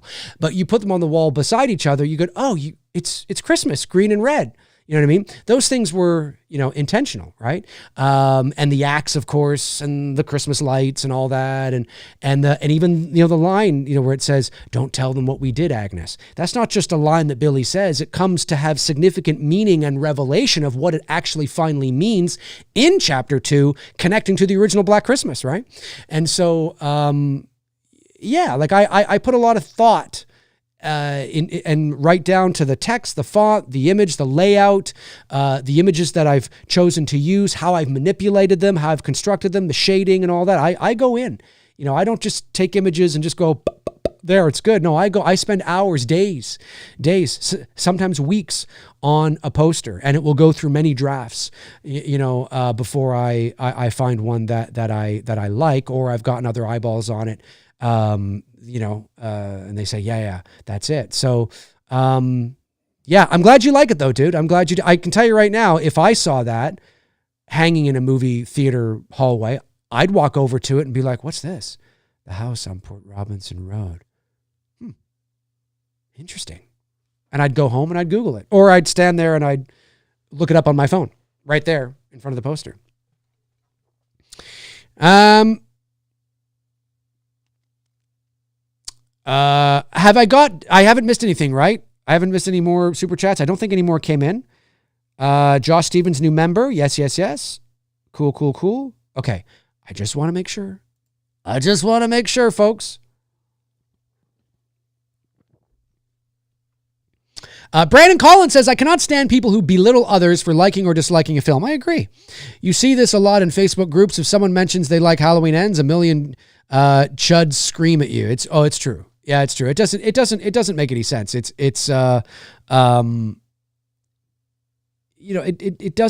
doesn't matter. Anyways, I agree. Cody the Zombie, been a member for 16 months. Thank you, Cody. Sends in a member chat and says, recently watched The Monkey. And unless I missed something, that was the dumbest movie I think I've ever watched. Parody of Final Destination. Ooh, I've heard good reviews, but it did not work for Cody unless he missed something. I've yet to see it. Bruce and I were actually thinking about going to see it soon. We were going to go out for dinner and then go catch a movie. So we might do that. Although I don't know when that would be. Not sure yet. Maybe not. Not sure. But so I've yet to see it. I did recently watch Heretic, and I really liked it. I didn't like everything. I mean, I think there was, a few things like when we get to sort of the third act, right? And there were a few things I was like, I don't know if I would have quite gone this direction with it. But overall, I liked the movie, and I thought Hugh Grant was terrific. I thought that because obviously he's the Mr. Romantic comedy guy from the 1990s, right? And I thought seeing him play that role was great. I thought the 2 actors, one of which of course is the companion in Companion. I thought the 2 actors, the 2 girls, were fantastic. Really good. I thought the performances all around was good. I didn't even realize that was Topher Grace. And I was like, that kind of looks like Topher Grace. Looked up, I'm like, it is Topher Grace. Kind of a funny role for him, small role. Maybe he was in town. I was like, hey, you want to play this role? I liked it a lot. I did. I liked the layers. I liked the symbolism, the cinematic language. The performances from the girls were just really, really good. Really good. I was very impressed. Very impressed. Josh Stevens sends in $4.99. Thank you, Josh. It says, if a freak of nature event happens and you weren't able to direct Thopper, oh no, it's going to be called Thopper now. The house on Port Robinson Road. Who would you trust your vision to? Flanagan, Eggers, or Winnell, others? Ooh, that's good. That's a good question. Let's hope that doesn't happen.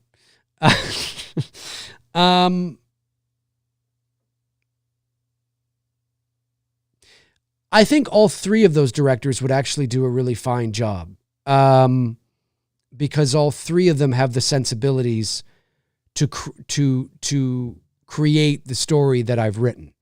So I think all three of them would do well. I think Winnell would do quite well with the horror aspects. Yeah. Yeah, I think he would. I think they all, because they all have an understanding of elevated horror. And so I think so. And like I said, when I say that the house on Port Robinson Road would be considered today elevated, it's simply because it's not just a haunted house movie. You know what I mean? It's not a run of the mill. It's not Friday the 13th. It's not a Nightmare on Elm Street. It's a psychological horror drama, right? And so there's more to it. There's more meat to it. It is scary, and it's absolutely, but there's more to it. And so that's why I say that. But I don't feel bad saying that. And I don't, because I can defend it, because I didn't just make it that way because that's what's hot right now. I have evidence that I have been wanting, because again, I've been writing this thing since I was, since the early 2000s, since a lot of you were like 5. Okay. So, elevated horror has always existed. We just called it by different names. Psychological, now elevated is this new, the new thing. But really what it means, really, I mean, there may be some nuances you might be able to pick out that are a bit different, but at the end of the day, it's psychological horror. And so, to varying degrees of symbolism and cinematic language and all that kind of stuff. But I have evidence, like I said, of that article years ago and emails, and I've always wanted it to be this way. So if anybody accuses me of just, glomming onto the trends, it'd be a hard F you. And no, I understand why you think that, but no, I've always wanted it to be this way. The vision was always like that. And so, yeah. I'm not saying that I don't know if anybody's ever going to accuse me of that. I'm just saying I'm ready. I'm ready to defend it, bitches. There you go. Brandon Collins says, I unapologetically love The Last Jedi. I said what I said. I think it's great. I wish I could love it, right? I don't love it. I think it's trash, but I wish I could love it. But I think that's great. I mean, listen, I'm an unabashed fan of Avatar. There's so many people that hate Avatar. And I'm like, I fucking love Avatar. I think it's amazing. I think it's awesome. I love it. I think it's great. I'm not saying it's the Shawshank Redemption. I'm just saying I think it's great. I love Avatar. I don't care what anybody says. Who cares? Love what you love, like what you like, and own it. Own it. Love what you love, like what you like, and own it. Own it. Own it, folks. Okay, what's time here? We're almost out of time. Wait, did I get that? Oh, I did. Okay, just want to make sure I haven't missed any other superior chats, ladies and gentlemen. I just want to make sure I'm not missing anything. Floobity schnoogity boogity, boogity schnoogity, boobity bobbity boo.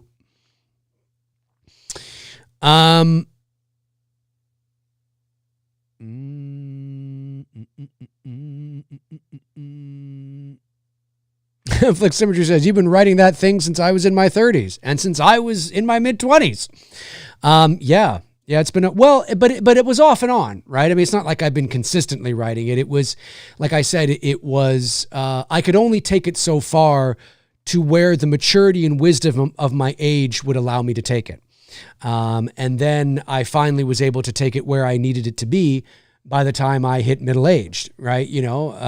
So I was finally able to kind of get to that point, which is great. And it's still being tuned, but the story's not changing now. I'm just tweaking dialogue, like, oh, you know what? Why do I have this person say that when that character should say that? So I just, I change it. Or I go, oh, you know what?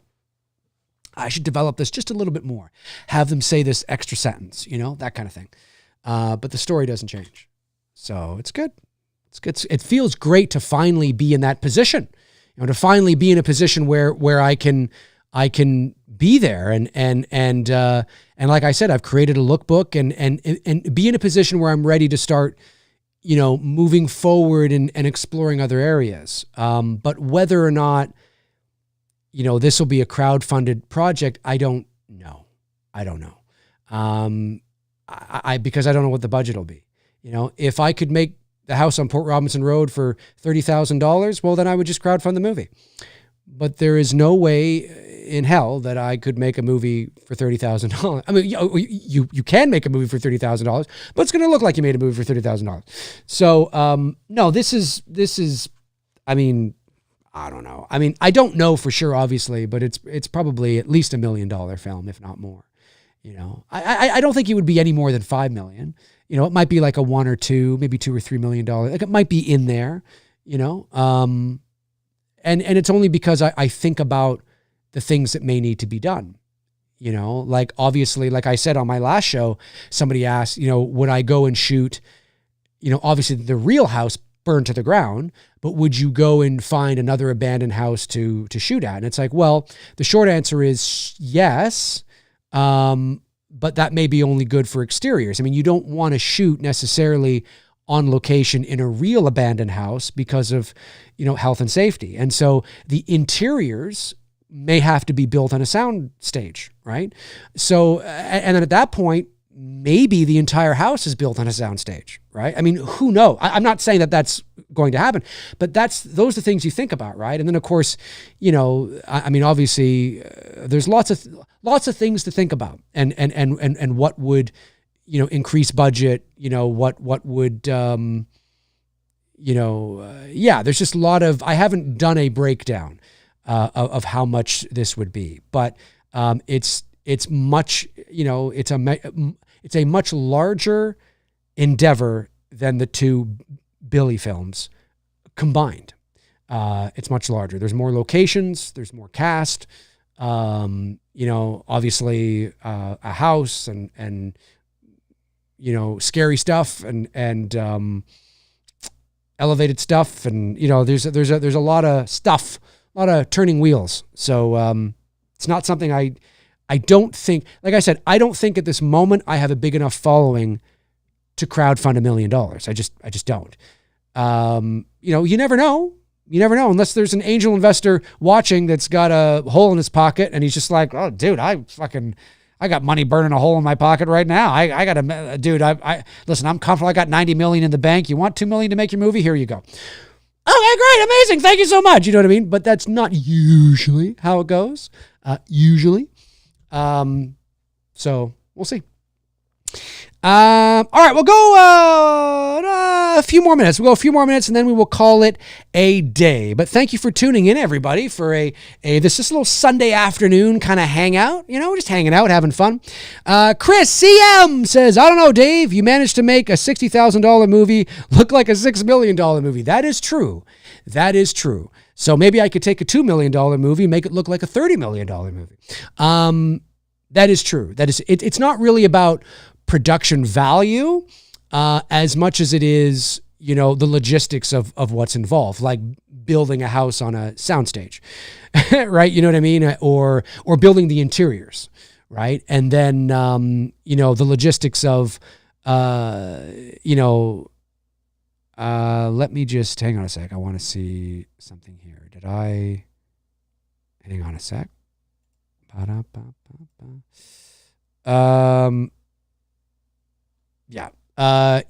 There's weather could play a factor, right? You know what I mean? In the film and all that kind of stuff. So there's a lot of turning.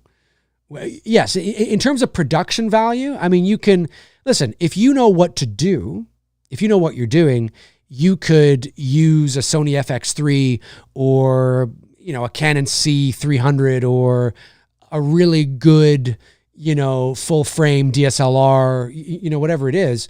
And if you understand framing and lighting, you understand composition, you could make a $1,200 movie look pretty good production value wise, right? Usually it would be one location, maybe a couple of actors, in a living room. So if you know what you're doing, yeah, for sure. But when it comes down to the cost of actors and logistics and sets and all that kind of stuff, that's where the money's gonna rise, partially, right? And then it's a feature length film, so you're no longer shooting for 1 week, you're shooting for 6 to 8 weeks. And now you have to feed everybody for 6 to 8 weeks instead of 1 week. And you got to house everybody for 6 to 8 weeks instead of 1 week, right? And you got to have production insurance for 6 to 8 weeks instead of 1 week. And you got to have, all the, so it costs balloon for sure. And so, but even a $2 million movie or a $3 million movie is peanuts in the world of motion pictures, right? I mean, most studios, not all, but most studios, if they said, to me, do you think you can make this for $3 million? And we go and do a budget breakdown. We say, yes, absolutely. Most studios would probably, chomp at the bit for that, because they could probably look at that and go, we're going to spend $3 million to make this. We might spend 5 or 10 to market it. So now we're up to, say, $13 million. We've only spent $13 million between a production budget and marketing. And if we market this thing really well, this thing could make 30 or 40 or $50 million at the box office. That's a great return on a little low budget horror movie, right? And so, it's attractive. It's not a gigantic, big special effects extravaganza. Do you know what I mean? And so, I don't believe it's a movie that would cost $40 million to make. You know what I mean? So I think it's budget friendly, and I think it'd be attractive in that sense for sure. But yeah, but I appreciate the compliment, and I agree with you 100%. But that's also because we know how to make movies. We know how to, work with our crew, and we know how to, work with our DP and come up with, shots, and we know how to craft shots. We know how to, craft a story, or use our shots and, the camera to tell we know how to make movies. And so, and we know what works and what doesn't. And I don't say that in a pretentious way. I just mean that, you really have to know the story you're telling, and, how you're going to use the tools, the filmmaking tools, camera, lighting, how to craft your images, craft your shots in order to be able to tell the story that you want. You don't just set up the camera on a tripod and point and shoot. This is not how it works. You want to set a tone, you want to set mood and atmosphere, and you want to block the scene. Where are your actors going to be? Where's the camera going to be? How are you going to light this? That's all in prep. That's even before you get to set. That's before you even get to set. That stuff's got to be in the bag before you even get to set.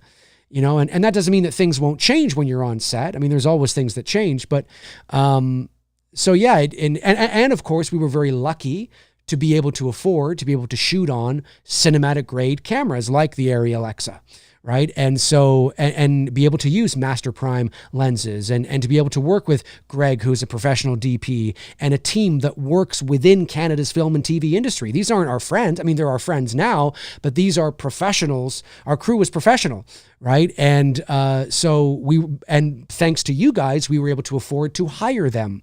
And so we were able to afford to work with professionals that do this day in and day out and know what they're doing. And so that is why, or a part in why, the two fan films we made look and come across the way they do, because they're legit indie films.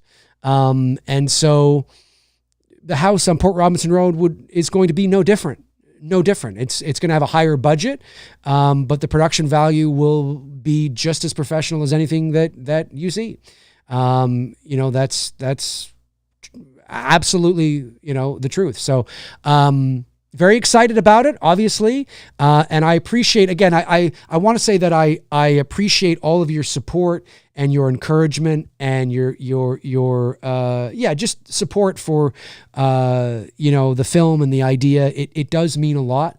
We're a small group here, but we're mighty and we're strong. And I mean, never in my wildest dreams would I thought that I would have been able to crowdfund 220,000 Canadian dollars to make the It's Me Billy films. I mean, that's just remarkable. I mean, you guys believed in me and in Bruce and in the project and in what we were doing, and you stepped up when we needed you most, and you helped to make it happen. And so it's pretty darn cool. So it's not that I don't believe that I could crowdfund a portion maybe of the house on Port Robinson Road, but it's just because of the logistics, it's a much larger scale film in comparison to the Billy films. I mean, it's not Marvel. It's not Star Wars, but I mean, in comparison to the Billy films, there's more locations, there's more actors, there's, potentially sets and all this kind of stuff, right? So it's a bigger ordeal, a bigger endeavor, but still very small in the world of movies at the end of the day. But yeah.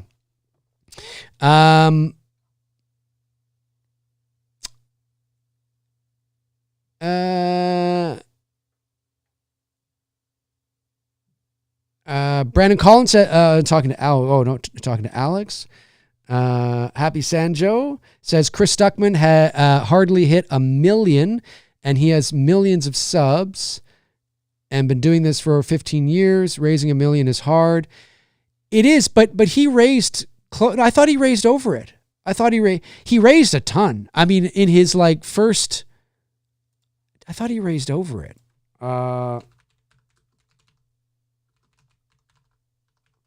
Raised over it. It's closed. It doesn't say what he raised. So it closed on October 30th, 2024, last year. He had 14,720 backers that pledged $1,390,845 US dollars. So that $1,390,000 US dollars would be well over 2 or 3 million Canadian dollars. So no, he raised over $1 million.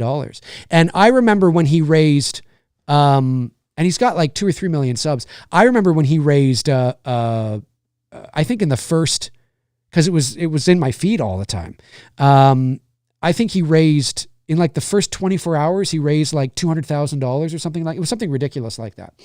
But that's because he has a big following, right? He's got millions of subs and he's got a big following. And so, when you think about what we raised here on the channel, right? When you think about it, right? I have, basically for all intents and purposes, 30,000 subs. So when you think about that and you think about the fact that between the two movies, we raised Canadian dollars, 220,000 Canadian dollars, about 170,000 US dollars.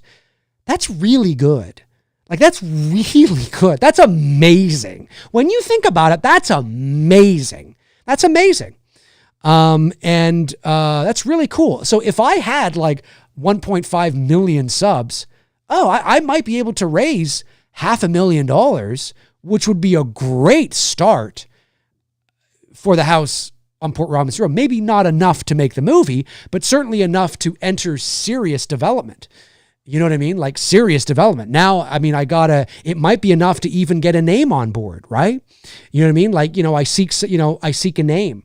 Right? Because that happens in the indie world all the time, that, sometimes you go to an actor who you feel maybe, there may be a role in the film that maybe a name would be good to have attached, you know what I mean? And that kind of stuff. And that might help you get the rest of the money that happens all the time. I'm not saying that I would definitely do that. I'm just saying there are a couple of roles in the film where that may be a viable option, but it not absolutely certain. But certainly when you have that kind of money, you can enter some serious development, maybe even a certain level of pre-production, because $500,000 is nothing to sneeze at, certainly on the indie level. And so, and then it shows, because the tricky thing is when it comes to producers, when it comes to production companies or, investors or banks and loans and things like that, especially on the indie level, at least it's like this here in Canada, and I'm sure it's like this in the States to a degree. Usually people don't like to be the first one in. And you know what I mean? They like to see that, oh, so-and-so's, put up $250,000. Okay, you know what? I'll put up 250. They like to see that others have already taken the risk. That's why in a lot of cases with indie films, you see that they're co-pros, right? That it's a co-production between this production company, that production company, and this production company, and that production company, and it's a co-production between the United States, Canada, and France. You know what I mean? Because the money comes from many different areas, right? It doesn't just come from one source, and that is especially true at the indie level, because you're independent. You don't have a big studio backing you where the money is just already there.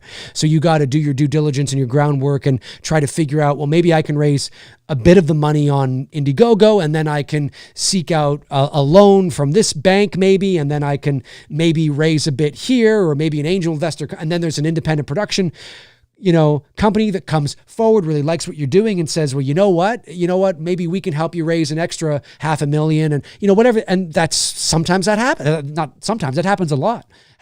So, it can be a very tricky thing. But wherever I get the money, wherever the money comes from, whether it comes from a studio who is ready to, oh, this is really interesting, Dave. We really like you. This is interesting. Let's talk. Or I got to go about it on my own. I got to, put my, boots on and get into the weeds and crowdfund a little bit and seek out some film grant programs, because there's film grant, there are programs.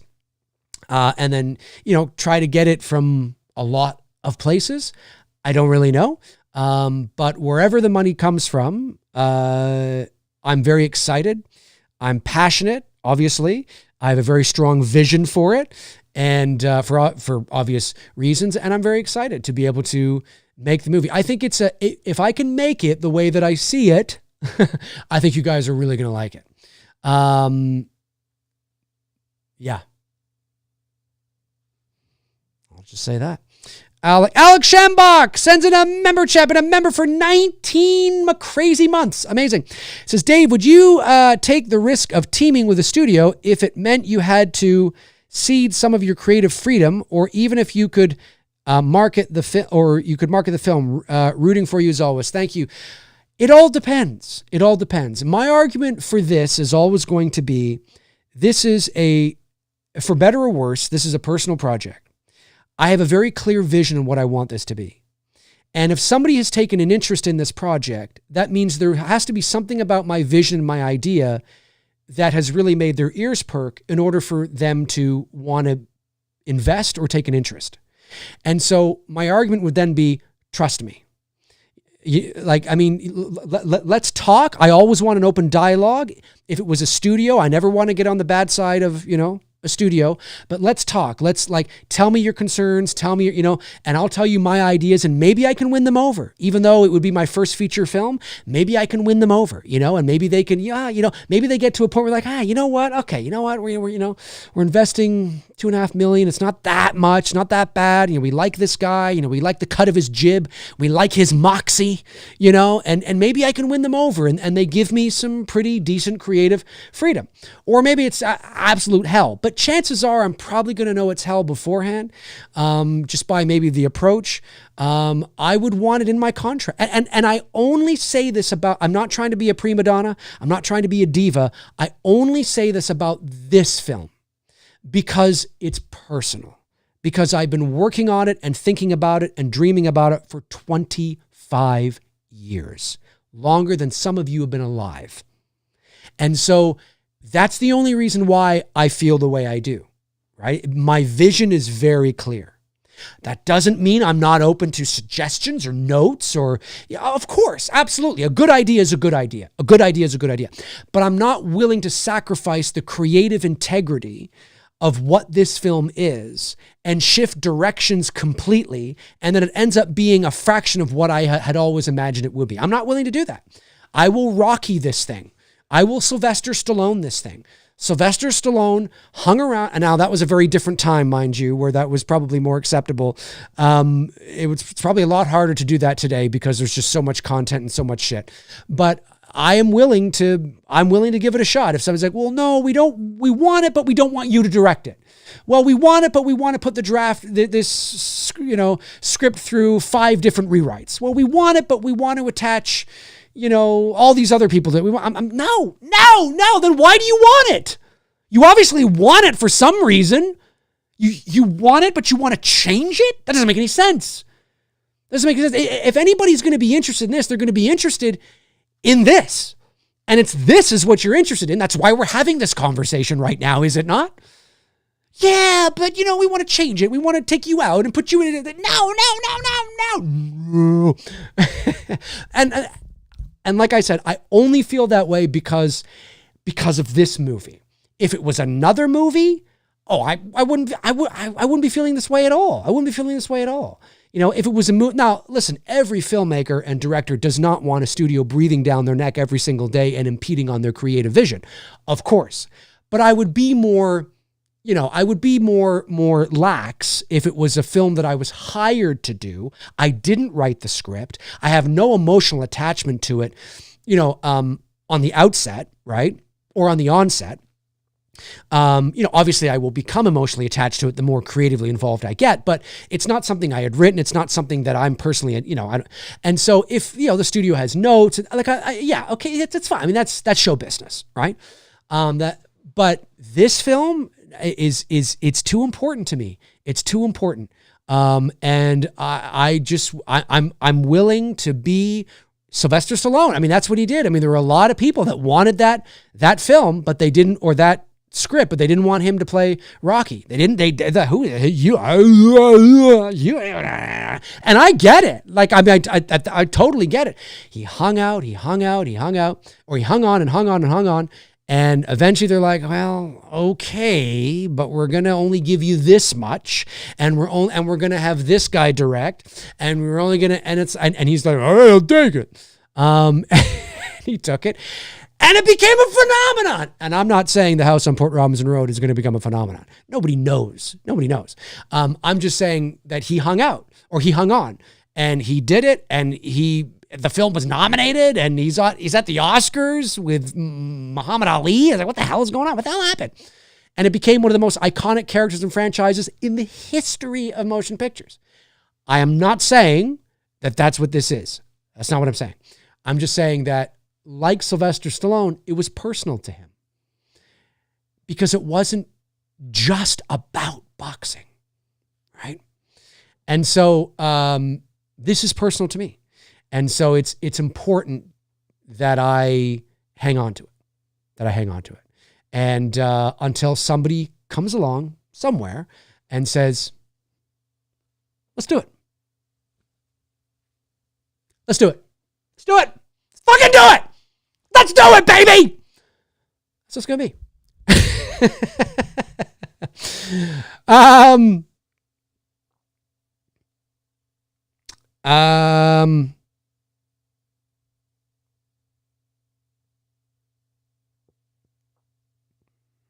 Let me see here. Brandon's absolutely right. Yeah, absolutely. He says, I think you got to do what you do to get your first film made. If you're hell-bent on having complete creative control, then it might be a better idea to save the passion project until you have the juice. He's absolutely correct. That's why you've often heard me say, and Brandon, I know that, you have as well, that I've said here on the channel that, it may not be the next film that I do, right? You've heard me say that. A lot of you've heard me say that. I mean, in an ideal situation, I would love this to be the next thing I do, but it may not be. It may not be the literal next thing that I do, right? The next thing I do may be, to Brandon's point, something I'm less emotionally attached to, right? And then I cut my teeth on that. It's a horror movie. Maybe it's pretty good. It doesn't change the face of the genre or anything, but it's good. It's good. It's really good. And everybody seems to really like it, and it does well. And then, to Brandon's point, then I got a bit of juice. It's like, oh, okay, what about, what's next? He's absolutely correct. He's 100% correct. Which is why you've heard me say a number of times, although I am ready, like creatively, I am ready to step into the role and direct the house on Port Robinson Road. I am ready to do that. I mean, not tomorrow, but I just mean I'm ready to seriously pursue it, which is what I've been doing. But I also know that it may not be the next thing I do. And if a studio comes along or an opportunity comes along, I'll say, if an opportunity comes along where a film is presented in my lap, whether it's one I direct alone or direct with Bruce, right?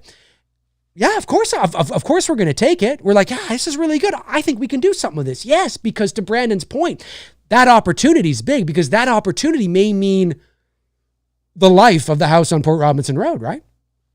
So Brandon's bang on. He's bang on. And that is true. And I know that. Which is why I mentioned it, right? But it's not going to be any less it's not going to make me any less passionate and excited to share at any opportunity I can with any potential deal maker that will listen. Because I think it's really cool. But you're bang on. And I'm okay with that. I'm absolutely okay with that. Bruce and I have some other ideas as well. So I'm absolutely okay with that and understand the common sense, logistical nature of that. They may look at me and go, well, we like you, but let's make this movie first and see how you do. And I'll be like, all right, let's do it. Right? Happy Sanjo sends in $4.99, says, does the ending have a twist or a surprise? I can't tell you that. If I tell you it does or it doesn't, then I've just ruined whether it does or it doesn't. And I'm not saying it does, and I'm not saying it doesn't. I'm just saying I can't let you know whether it does or it doesn't. I like thought-provoking endings in my ghost movies. What's your favorite ghost movie? My favorite ghost movie? One of my favorites of all time is The Others. I think it is one of the best horror paranormal ghost movies ever made, period. I love Poltergeist. I think Poltergeist, that's a little more sensational. That's a little more, a little more sensational, but it's one of my favorites for sure. It's a classic. Love Poltergeist. The Conjuring, I guess, the first Conjuring, although that's more demon, I guess, but supernatural, we'll say. The first Conjuring, I think, is great, and the first Insidious, I think, is great as well. There's some older films, too. Damn, I'm blanking on them. But those are a few there. All right, folks, listen, that is going to do it for me here on this episode of McRae Live. I want to thank you all for tuning in. I really, really, really appreciate it. Thank you to the member chats. Thank you to the super chats. Thank you to my moderators for doing what you do. It means a lot to me. Thank you for tuning in and hanging out with me on this Sunday afternoon, just chilling. It's a little rainy here today, so I appreciate you hanging out with me and just shooting the shit. And yeah, it's a little gloomy, a little rainy, and so I really, really appreciate it. I will be back soon with another episode of McRae Live, a topic episode next time around, of course. But I appreciate you hanging out with me and tuning in. You guys are amazing. If you want to follow me on social media and you are not following me on social media already, jump into the comment section. Let me know your thoughts there. Oh, and also too, like I said at the beginning of the show, if you're an aspiring voice actor, if you want to know more about the voiceover side of show business, there I am right there. I'm holding a workshop a week today, Sunday, March the 23rd, 2025, obviously. The price is $150 USD. It's from 12 to 4 p.m. Eastern Standard Time over Zoom. Very informal. You can eat. You can go to the bathroom. Not on Zoom, but, you can excuse yourself. We're going to learn about agents and managers and publicists and demos and radio and television commercials, network promos, movie and game trailers, animation, narration. You name it, we're going to learn about it. So if you've always wanted to know about the voiceover side of the industry, send me serious inquiries only. Send me an email to davemcraeofficial@gmail.com. That's Dave McRae, DAVEMCRAE official, Dave McRae official @gmail.com, and let me know. I still have about 3 spots open. I had a couple people have to back out, so I have 3 spots open. I'd love to fill them up before next Sunday. So let me know. Email me there. If you have any questions or concerns, put them in the email when you send them to me, and I will answer them as quickly as I can. So again, next Sunday, March 23rd, a professional voice acting workshop 101. Learn about the business, script technique, breakdown, I'm going to demystify everything for you there. So folks, that's going to do it for me. Have a great rest of your weekend. Have a great rest of your Sunday. Thanks for hanging out. I really, really appreciate it. And I will talk to you all very, very soon. Alrighty. In the meantime and in between time, I will talk to you soon. Cheers.